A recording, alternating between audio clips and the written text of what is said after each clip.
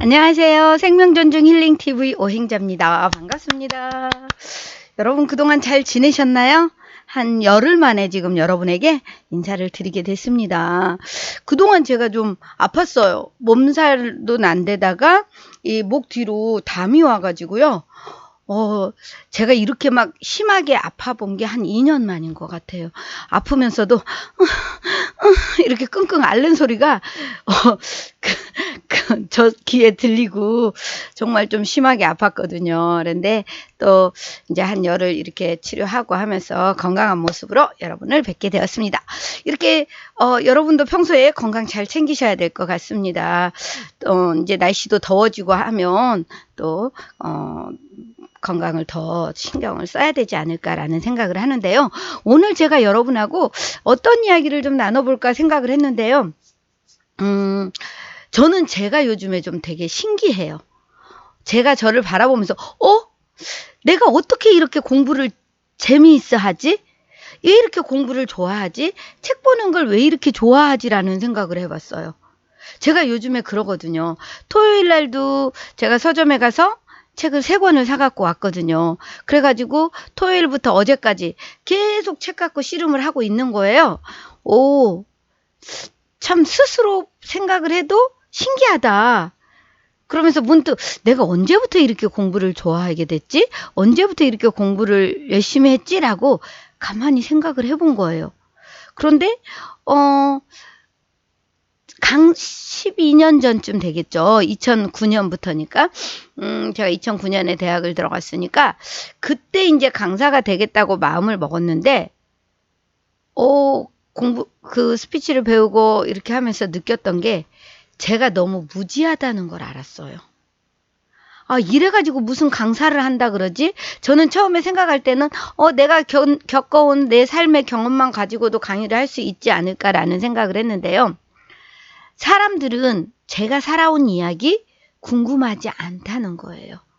그러면 내가 살아온 이야기는 내가 전하는 메시지 하나의 사례가 되고 내가 하고자 하는 메시지의 어떠한 그 근거를 제시할 수 있는 이론적 지식이나 이런 것들이 필요하다는 걸 알았어요.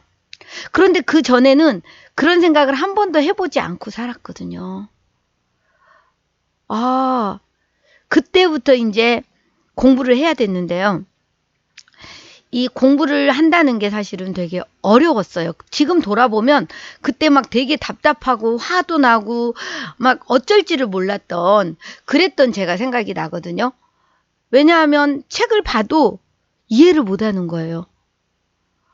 저 예전에 그걸 가장 답답하게 느꼈던 게 언제였냐면, 그때는 제가 이제 보험 쪽 일을 하고 있을 때 영업도 예전에 했었으니까, 공부를 하러 같이 이제 자격증 과정인가 공부를 하러 재무설계 과정 공부를 하러 갔는데, 저랑 같이 간 저보다 좀 꽤 젊은 그 친구는 같이 공부를 하는데, 그걸 이해를 하는 거예요. 경제나 아니면은 사회 돌아가는 거 이런 것들을 이해를 하는데 저는 그거를 이해를 못 하는 거예요. 그때 되게 답답하고 화가 났었거든요. 그런데 그때 느꼈던 감정들을 강사가 되겠다고 마음을 먹고 공부를 하면서 또다시 느끼는 거예요. 내가 이렇게 무지하구나. 같이 공부하는 강사들을 보면 왜 그렇게 다들 똑똑하고 아는 것도 많아요?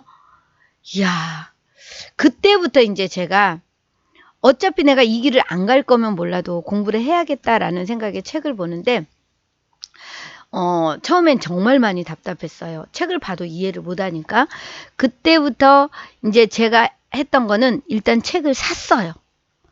책을 정말 많이 샀어요.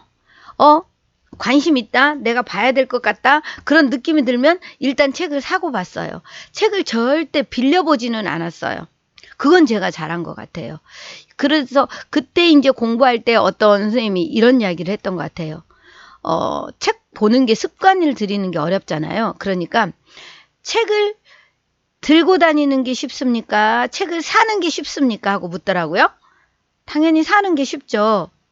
그 다음에 책을 읽는 게 쉽습니까? 들고 다니는 게 쉽습니까? 읽는 것보다는 들고 다니는 게 쉽죠. 이렇게 해서 습관화가 되어지게 만들으라는 이야기를 했어요. 그래서 저 같은 경우는 일단 책을 많이 샀던 것 같아요. 책을 읽고 친해지기 위해서는 일단 책을 많이 사는 것. 그래서 제 손이 닿는 곳에는 늘 책이 있었어요. 침대에도 있고 차에도 있고 책상에도 있고 가방 속에도 있고 늘 어디든 손이 닿는 곳에 책이 있었던 것 같아요. 그리고 지금 제 뒤에 책이 많이 있지만 지금 이제 이렇게 요만큼만 보이지만 지금 책상 위에도 책이 이렇게 쌓이고요. 사실은 바닥에도 책이 쌓여가고 있는 중이거든요.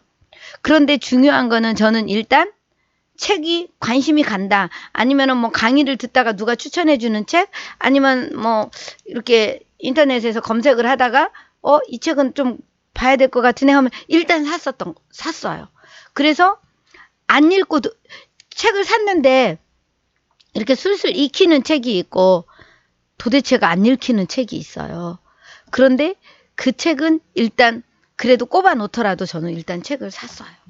그러다 보니까 강의를 하면서 뭐가 궁금하지 하고 생각을 하면 맞아 그 책 나한테 있는데 라고 그 책을 찾아보게 되더라고요. 그때 느끼는 또 기분 좋음이 있더라고요. 그래서 일단 책이 있으니까 내가 궁금해하는 것, 강의 준비할 때 필요한 것들을 금방금방 내가 어디를 가지 않아도 찾을 수 있어서 그게 되게 좋았어요. 그리고 그때 이해가 안 됐던 책들이 어느 정도 시간이 지나고 어떤 강의를 들으면서 아니면 어떤 책을 보면서 연계가 되면 그때 그 책이 눈에 들어오더라고요. 그리고 읽으면 조금씩 이해가 됐었어요. 그렇게 하다 보니까 책하고 친해지게 되었던 것 같아요. 그리고 또 좋았던 건 뭐냐면 책을 보면서 자꾸 더 공부를 하고 싶다는 생각을 하게 했던 거는 이 공부를 하다 보면 지식이 생기다 보면 내가 하는 말에 어떠한 확신을 줄 수 있어요. 누구도 이렇게 얘기를 했다. 어떠한 지식적인 부분을 갖다가 그것과 내 삶의 경험과 연계시켜서 이야기를 할 수가 있으니까 그것도 좋았어요. 그리고 또 좋은 게 뭐냐면 제가 책을 계속 볼 수밖에 없게 공부가 재밌게 하는 이유. 몰랐던 것을 알아가는 기쁨을 알았어요. 몰랐던 것을 알아가는 기쁨. 그러다 보니까 평소에 전혀 한 번도 들어보지 않은 단어, 이야기, 아니면은 뭐 세계에 대한 이야기, 지리에 대한 이야기, 이런 것들을 연결이 되는 거예요. 그랬을 때 느끼는 희열. 책을 안 볼 수가 없는 거예요. 그래서 그렇게 공부를 하다 보니까 정말 재미있다. 책을 내가 이렇게 좋아하는구나. 그럴 수도 있구나라는 것을 생각을 해보게 됐어요. 그래서 가만히 생각해 보니까 우리 대학 수능 보고 나면 그러잖아요. 공부가 그냥 제일 쉬웠어요 라고 말하는 분들. 저는 이제 집에서 대신 사람이 다 잘할 수는 없잖아요. 늦게 공부를 하다 보니까 늘 스스로 부족함에 다른 거를 못하고 이 공부에 더 에너지를 많이 쏟았던 것 같아요. 그러다 보니까 집안일 하는 시간은 사실은 너무 아까워요. 설거지하고 밥하고 청소하고 이런 시간이 되게 아깝다는 생각을 많이 해요. 그 시간에 책을 보고 싶고 뭔가 좀 이렇게 책상에 앉아 있거나 강의를 듣는다거나 이럴 때 이 마음에 위로가 되고 편안함이 와요. 그래서 이제 아이들이 많이 크기는 했지만 그래서 제가 어쩌다 토요일 날이랑은 이제 애들 밥을 좀 해주고 하면서 제가 그런 생각을 했습니다. 내가 어쩌다 엄마구나. 어쩌다 엄마가 되기도 하고 하는데 이제는 그래도 제가 하고자 하는 것을 이렇게 찾아가고 있다는 것, 그러면서 제가 행복해지니까 그 기쁨과 행복이 아이들에게도 또 전해질 수가 있지 않을까라는 생각을 해봅니다. 여러분, 이 나이에 무슨 공부냐. 제 나이가 50대 딱 중반인데요. 저도 몰랐어요. 제가 이렇게 공부를 좋아하게 될 줄 몰랐고 책을 좋아하게 될 줄 몰랐고 그래서 이제 서점에 가면 절대 그냥 못 와요. 이제 요즘에는 책 쓰기에도 되게 관심이 많아서, 이제 그전에는 제가 책을 2권을 썼지만, 그냥 내 올라오는 생각대로 이렇게 썼다면, 이제는 조금 논리적인 아니면 어떠한, 근거를 이렇게 돼서 이렇게 좀 책을 좀 제대로 써보자라는 생각을 해서 공부를 하는데, 엊그제도 토요일에 가서 제가 사온 책이 우리 그 강원국의 글쓰기, 그 다음에 어떻게 원하는 삶을 살 것인가.